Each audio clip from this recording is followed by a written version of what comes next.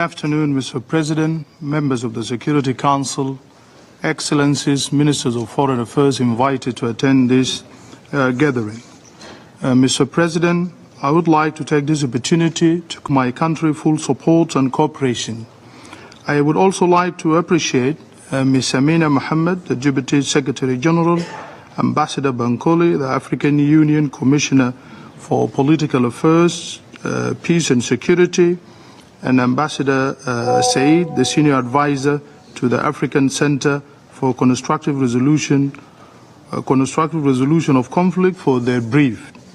Mr. President, South Sudan is honored to address this esteemed Council on the crucial matter of strengthening African leadership in counterterrorism and advancing sustainable peace and security on our continent. Today, terrorism and transnational organized crime threaten not only African stability but also global peace. As such, addressing these challenges must be a collective priority, one that respects and enhances African ownership, leadership and solution. Allow me to raise the following points.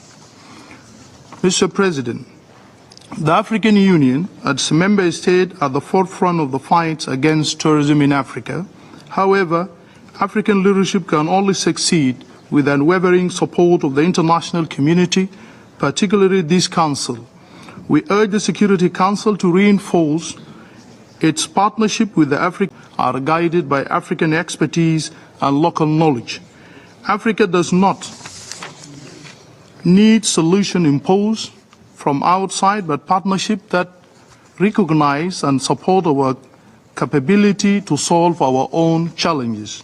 Mr. President, members of the Council, a critical gap in Africa counterterrorism efforts lay in sustainable and predictable funding. Issue of funding is very paramount in this.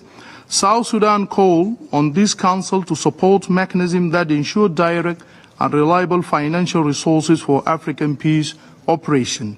This includes incorporating African-led mission into UN-assessed contribution.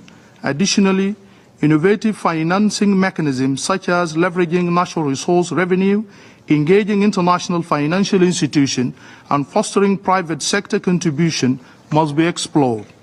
Only with consistent funding can we sustain the fight against terrorism while addressing its root cause.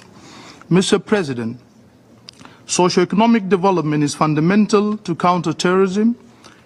Extremist groups thrive in an environment where poverty, unemployment and inequality persist.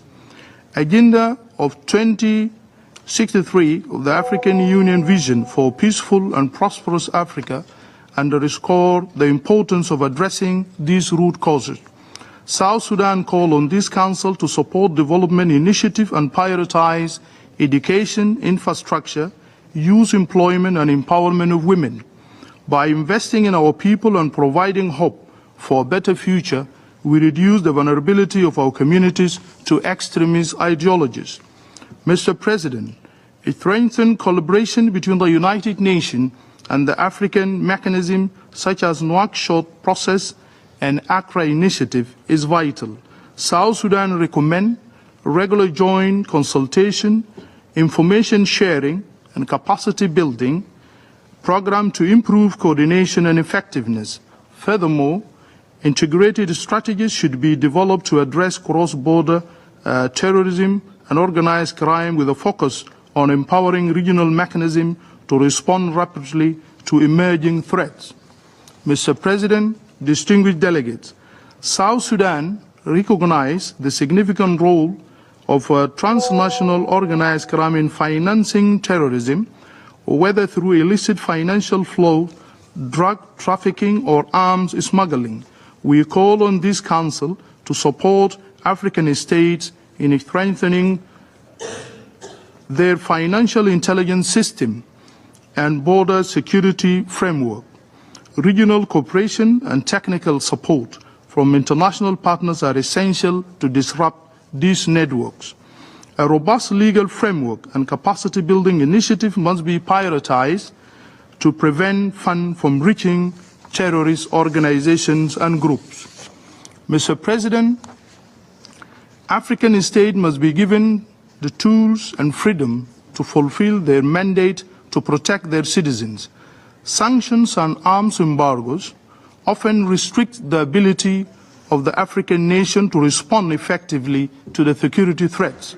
South Sudan call on this Council to lift the arms embargoes and targeted sanctions imposed on our country. Act of terrorism has been a story of South Sudanese during their struggle days, but last week we have seen a live act of terrorism by the inhuman killing of innocent South Sudanese in Sudan when the Sudanese army and their allied group took over Medani. South Sudanese were brutally killed, and we thank the African Union and the chairperson of East Africa Community, IGAD, for their condemnation of what happened to our people, and we call upon the Security Council to join us in our call for the investigation on the case. We call also on the UN Security Council to join us in our call. For this reason, it is imperative to adopt a more flexible and supportive approach, one that recognizes the unique challenges African states face and prioritize capacity building over restrictions.